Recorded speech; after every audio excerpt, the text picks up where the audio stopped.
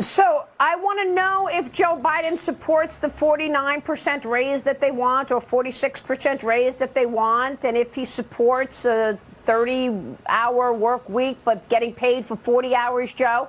And I'd also like to know how he's going to explain away his push for electric vehicles, given that it takes fewer people to make those electric vehicles in America, all of those components made in China. Isn't that one of the gripes of the UAW right now? Well, look, I think people have to recognize the difference between somebody that is walking with you and somebody who is trampling on you. You look at the policies that this Biden administration continues to endorse. They want to have all the electric cars in the world made here in the USA, but they have restricted the mining that allows us to have the rare earth minerals necessary to make those electric cars. They are trying to impose mandates on the automakers to make cars Americans don't want, nor can they afford them. The president of Ford, the CEO of Ford, came on this network talking about the fact that not all of the actual electric cars were practical for Americans. So you have an auto industry that is trying to meet the demands of their workers, at the same time trying to meet the requirements of the market. And across the board, everything Joe Biden has done has hamstrung this industry. And I don't care whether you're 20 years old, 50 years old, or 90 years old. In your lifetime, the American auto industry remains in decline, in spite of our efforts to prop it up, because of bureaucrats like Joe Biden who don't seem to understand that we are in a global market and we must compete. And while China is getting all that cheap oil from Russia, here we are shutting down our production here at home and begging Venezuela for more.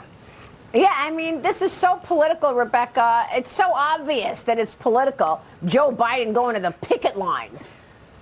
I mean, the picket has been going for 11 days, as we know, and he's going today, and Trump is going tomorrow. So, you know, the press secretary can say all she wants, that he got the invitation, he accepted it. But the truth is, we know how this presidency acts. You know, he doesn't go to, you know, Hawaii until the call and the cry is just outrage that he hasn't gone. It's in such a massive disaster there. So, you know, Maria, this on its face is such a problem for this administration, because we can see that, you know, what are we talking about?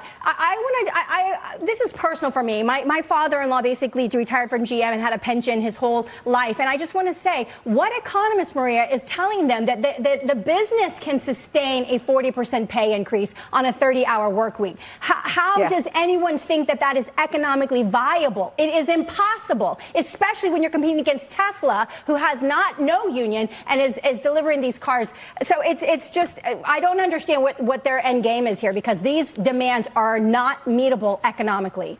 Yeah, and everybody knows if we are going to go to this electric vehicle way, it will be fewer auto workers. That's just the facts. Then you've got this, Rebecca, New York Democrat Alexandria Ocasio-Cortez appearing to contradict a core pillar of President Biden's re-election campaign.